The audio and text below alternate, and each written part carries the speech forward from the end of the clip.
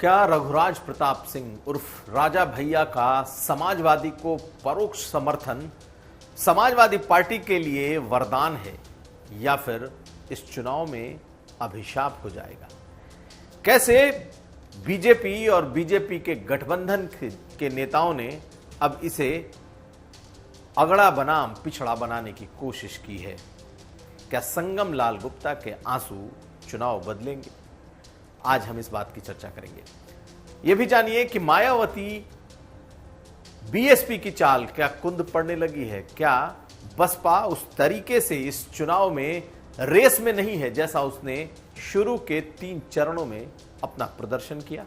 ये तमाम खबरें आज का यूपी में। नमस्कार, मैं हूं कुमार अभिषेक, आप देख रहे हैं यूपी तक। हम हाजिर अपना न्यूज शो आज का यूपी लेकर। तो प्रतापगढ़ का चुनाव एक तरफा लग रहा था। जिस तरीके से कौशांबी में बीजेपी के विनोद सोनकर के खिलाफ माहौल बना, जिस तरीके से रघुराज प्रताप सिंह उर्फ राजा भैया के समर्थकों ने बीजेपी के उम्मीदवार को हराने के लिए दिन रात एक कर दिया था, अब इस चरण में यही हाल संगम लाल गुप्ता के लिए राजा भैया के समर्थकों ने करना चाहा। खुलकर प्रतापगढ़ में संगम लाल गुप्ता के खिलाफ राजा भैया के समर्थक उतर गए थे। बीजेपी ने भी भांप लिया था कि कहीं कौशांबी प्रतापगढ़ में तो नहीं दोहराया जाएगा। कैंडिडेट के तौर पर नाराजगी झेल रहे संगम लाल गुप्ता ने मंच पर आंसू बहा दिए और यह कह दिया कि वो जिस अति पिछड़ी बिरादरी से आते हैं, उन्होंने अपनी जाति का नाम भी लिया, क्या उसे चुनाव लड़ने का हक नहीं है? मैंने किसी का क्या बिगाड़ा है?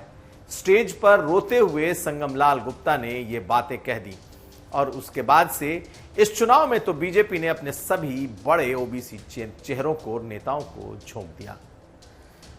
वो चाहे बीजेपी की सहयोगी अनुप्रिया पटेल हो, जिन्होंने कह दिया कि अब रानी की कोख से राजा नहीं पैदा होता, राजा ईवीएम बनाता है। सीधा अटैक रघुराज प्रताप सिंह पर था। यही नहीं रुके, ओम प्रकाश राजभर ने भी कुछ ऐसी बात कर दी और कह दिया कि बाबा साहब ने तो सभी रानियों का ऑपरेशन कर दिया था, अब कोई राजा पैदा नहीं होता। यहां तक कि डिप्टी सीएम केशव मौर्य ने भी कहा कि राजा भैया उनकी पार्टी के नहीं हैं और बीजेपी अपने और अपने कार्यकर्ताओं के दम पर चुनाव जीतती है। पहले आप इन तीनों लोगों को सुन लीजिए, उसके बाद यहां की सियासत अब समझते हैं। से पैदा नहीं होता, ईवीएम के बटन से पैदा होता है।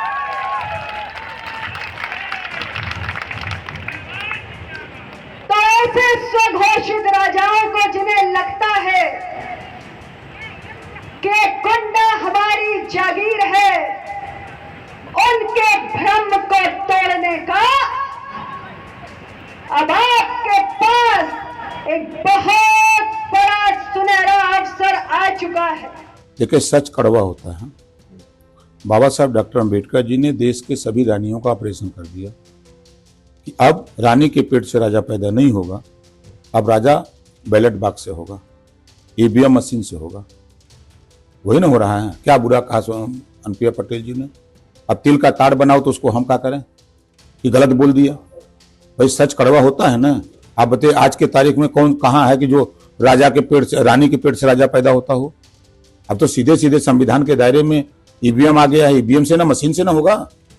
जो सबसे ज्यादा वोट पाएगा वो राजा बनेगा प्रदेश और देश का। अखिलेश यादव ने प्रतापगढ़ की जनसभा में कहा कि अब तो प्रत्याशी रोने लगे हैं। इशारा संगम लाल गुप्ता पर था और यह भी कहा कि जो लोग पहले उनसे नाराज थे अब वो उनकी तरफ आने लगे हैं। यानी कि ये इशारा रघुराज प्रताप सिंह उर्फ राजा भैया पर था।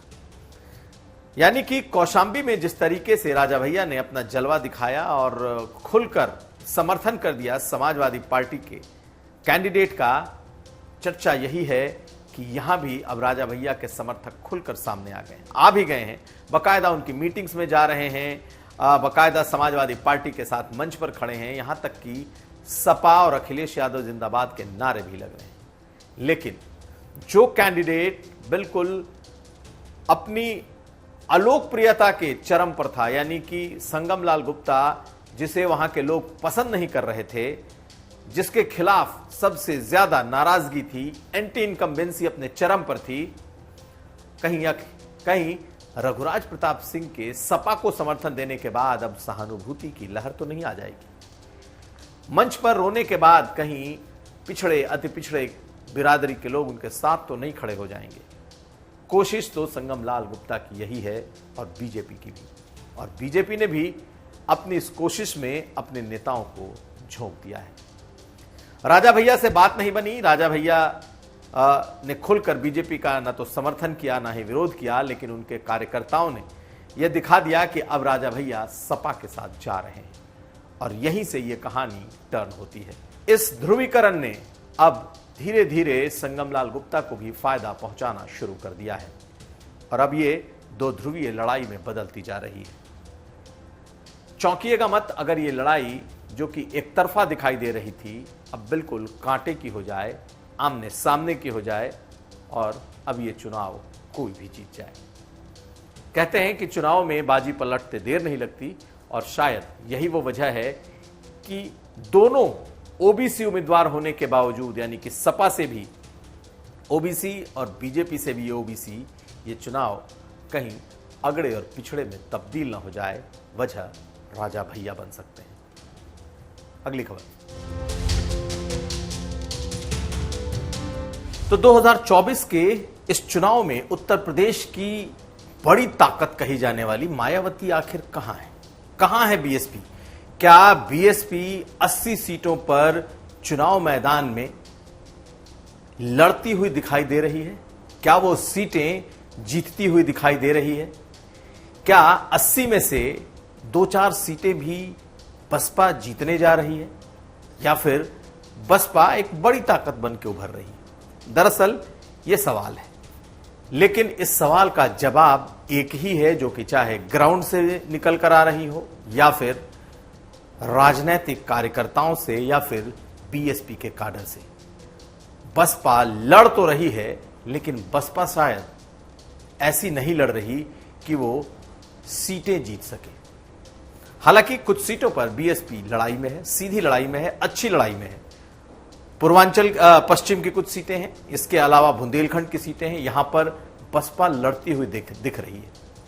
लेकिन जानकार यही मानते हैं कि बीएसपी के भीतर टिकट बंटवारे को लेकर जो कंफ्यूजन हुआ, और बीएसपी ने अपने युवा सितारे आकाश आनंद को बीच चुनाव से जो खींच लिया, इसने बसपा का बड़ा नुकसान किया है। तीसरे चरण के चुनाव तक, जब तक आकाश आनंद मैदान में थे, तब तक एक मोमेंटम बनता दिख रहा था। तब भी यह तय नहीं था कि कितनी सीटें बसपा जीतेगी, लेकिन बसपा अपने लोगों को यूनाइट करने, अपने काडर को एनर्जाइज करने और अपना वोट बैंक सहेजने में सफल हो रही थी। चर्चा न सिर्फ आकाश आनंद की, बल्कि बीएसपी के भविष्य की भी होने लगी थी। लेकिन जैसे ही मायावती ने अचानक से सीतापुर की उस रैली के बाद, जिसमें आकाश आनंद ने कुछ अपशब्द कह दिए, अपने भतीजे को विड्रॉ किया, वैसे ही बसपा का धीरे धीरे ग्राफ गिरने लगा है। यानी कि इस चुनाव के बीच में दो ऐसे मुकाम आए जिसने बसपा की रफ्तार को तोड़ दिया। एक आकाश आनंद का वापस संगठन में वापस खींच लिया जाना, यानी उन्हें कोऑर्डिनेटर पद से हटा देना, उनसे विरासत की सियासत ले लेना, उनको रोक देना। और दूसरा झटका तब लगा जब धनंजय सिंह ने अपनी पत्नी का टिकट वापस कर दिया। बसपा के लिए यह एक शॉकिंग था। बसपा के लिए यह जमीन खिसकने वाला मामला था। पूर्वांचल में जिस पर सबसे बड़ा दांव बीएसपी ने लगा रखा था, उसने आखिर वक्त में धोखा दे दिया। चर्चा यह हुई कि कहा यह गया धनंजय सिंह की तरफ से कि बसपा ने टिकट ले लिया, बीएसपी ने कहा नहीं हमने टिकट नहीं लिया, उन्होंने खुद से लौटा दिया।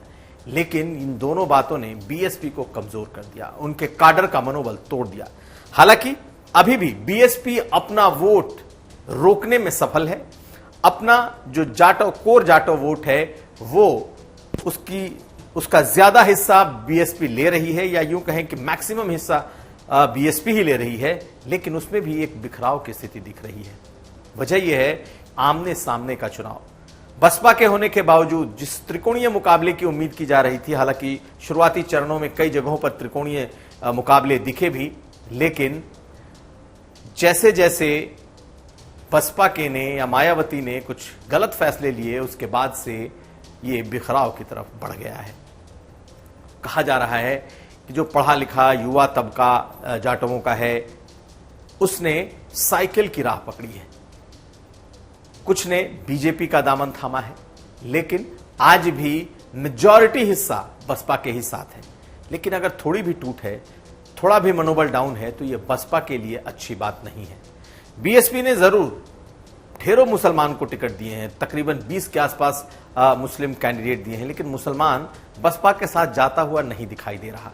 ऐसे में अकेले उस दलित वोट का मायावती क्या कर पाएंगी? मायावती वोट प्रतिशत जो उन्हें 2019 में मिला था सपा और बसपा के साथ, उसमें उन्हें सपा से ज्यादा वोट मिले थे। लेकिन क्या वो इसे बरकरार रख पाएंगी? या 2022 के विधानसभा चुनाव में जब उन्हें तकरीबन 13% वोट मिले थे, क्या वो इस बार अपना वोट प्रतिशत बरकरार रख पाएंगे? ये बड़ा सवाल है। लेकिन बीएसपी के काडर में एक चिंता जरूर दिखाई दे रही है कि अगर इस चुनाव में बसपा बहुत बुरे हाल में जाती है तो फिर आगे का क्या होगा? कहीं ना कहीं मायावती के 2 फैसले इसके लिए जिम्मेदार माने जाएंगे और इस पर खूब चर्चा होगी।